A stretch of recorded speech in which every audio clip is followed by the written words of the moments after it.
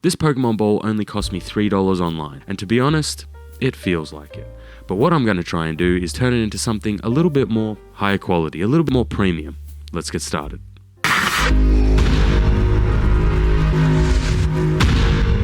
Hello and welcome back to the channel. I am your host Tyrant, and today we have another Pokemon build. I say another, but technically speaking, I've only ever done one other Pokemon build. Anyway, today I have a Pokemon ball. This is a $3 to $4 one that I purchased online. It's just made out of injection molded plastic. It has two halves, nothing special, nothing inside. What I'm going to try and do is take this and basically make it a little bit more premium, a little bit more high quality, more of a display prop. Because right now, it can be displayed like this and it looks great. I thought to myself, what if I put some real metal and machined parts in it? How would it look? Then I could display it openly like this and it would look, I think, really good. So that's going to be the goal of today's video.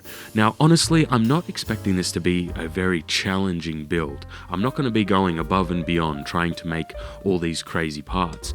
Truth be told, I'm going to try and use a lot of spare parts that I have laying around. For example, this is one of the parts, one of the most important parts, that's going to go down the bottom of the Pokeball, and I got this out of a hard drive. So I'm going to be trying to use a whole bunch of leftover parts from other projects or things I just have laying around, but there will be a couple of times when I'm going to be machining some custom parts just because I think they look good. However, that's not necessary and you could probably substitute it out for something else. But I just find it easier. So with all that out of the way, let's get started with today's build. It should be a fun one. So starting off, I just have the base Pokemon ball that I bought for, $3, $4. All I'm going to do is take it apart and get started. It's held together by a pin and a little spring. This is what causes it to open and close. But the first thing I need to do is use some sandpaper on the inside of the Pokemon ball to give the glue, things like the super glue and the epoxy, somewhere to adhere to, because this is injection molded plastic and it's very, very shiny. So the glue actually needs something to bite onto. So the sandpaper will give it a nice surface. Next up, I'm just going to go through some of the parts that I've gathered. Now, as I said before, I'm trying to use parts that I have laying around my workshop.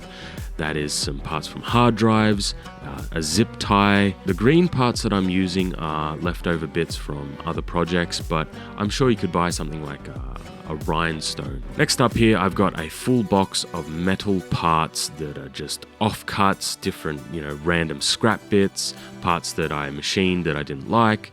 I'm just going to go through all of them and find the best ones that I think will fit this project.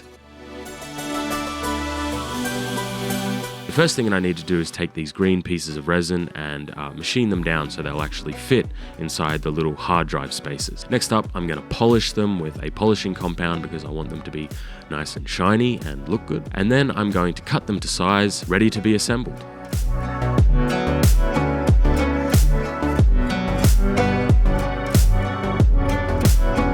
Now what I'm looking for here is to make a stand for the Pokemon ball because it's actually going to need a custom stand to hold it open. So I'm going to machine the parts for that. I'm machining these aluminum spacer rings that are going to go right down the bottom of the Pokemon ball. These are the only parts that I'm really custom making from scratch. Maybe you could find something at a local hardware store to use instead, but I was going for a specific look. I knew that I could achieve that look with these custom rings. So these are custom parts, but I'm sure you could find some alternative, something that would look just as good. This is just what I had, and it was easier for me to just make these, to be honest.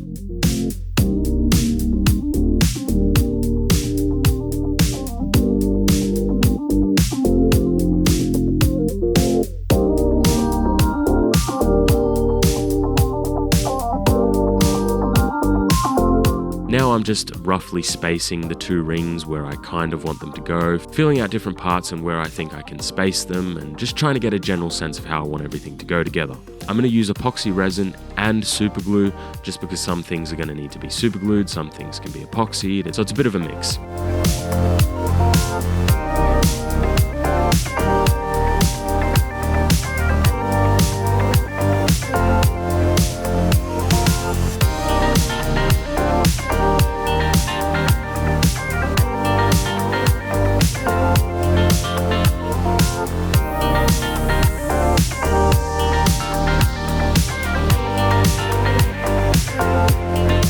these little aluminum pieces that I'm using now, I believe they're just spacers or like aluminum washers that I purchased online for like $5 for a bag of I think like 10. They are store-bought parts, they aren't custom ones.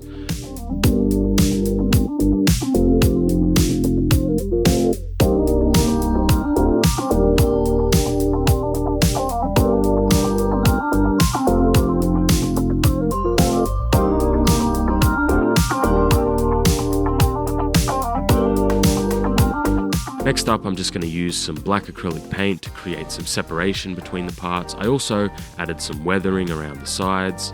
I did that off camera because I wasn't sure how it was going to look, but I liked it, so I'm going to keep it.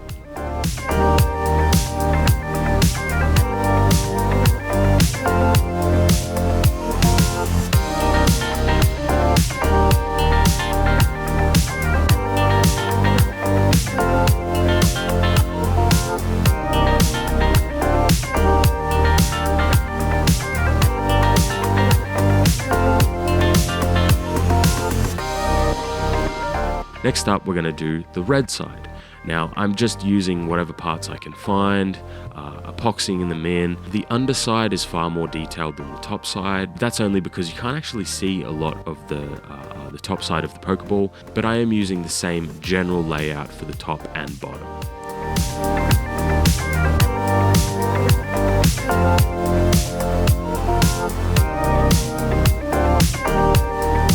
I'm applying the black acrylic paint very liberally on the inside of the red side and then just wiping away what needs to be taken away to give it a bit of a weathered feeling. Next, I'm super gluing the zip tie to the red half of the Pokeball. After that, I'm just going to apply a lot of glue everywhere because it should all be hidden by the black paint.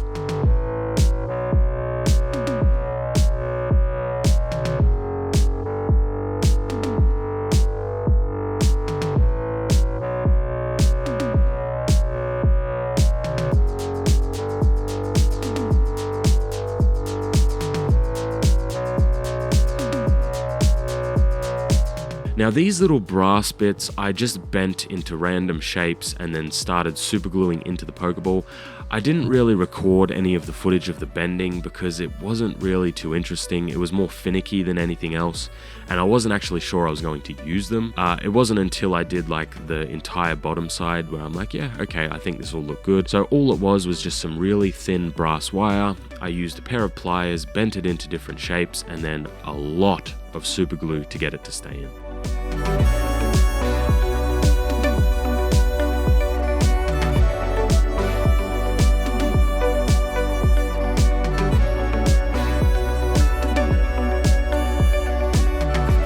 Now, on the Pokeball, on the cheap Pokeball, the red side has a white painted button.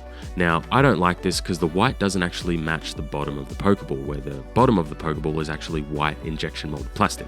So I took a white piece of resin and started machining it down. This is completely unnecessary, but I'm a bit of a completionist when it comes to these sorts of things, so I just machined my own white button to go inside the Pokeball. I tried to look for like an electronic white switch, but I couldn't find any. I only found them in like black and red and things like that. So I just made my own white one. It was quicker and easier. I'm then going to use my Dremel tool to knock down the high edge so this button can sit nice and flat on the red half of the Pokeball.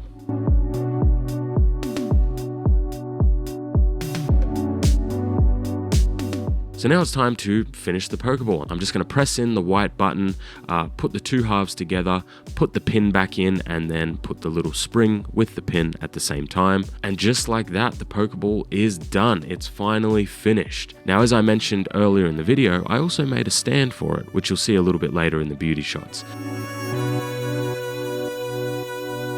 So that's going to be all for today's video. I hope you enjoyed. Remember to like and subscribe if you haven't already. I'm really happy with the end result. I think it turned out quite nice. But to finish out today's video, I have 4 Pokemon packs here to open up because it's a Pokemon video. Come on, we've got to do this. But that's going to be all for today's video. I hope you enjoyed. Stick around while I open these Pokemon packs and of course for the beauty shots. But until next time guys, I'll see you in another video. Have a good one.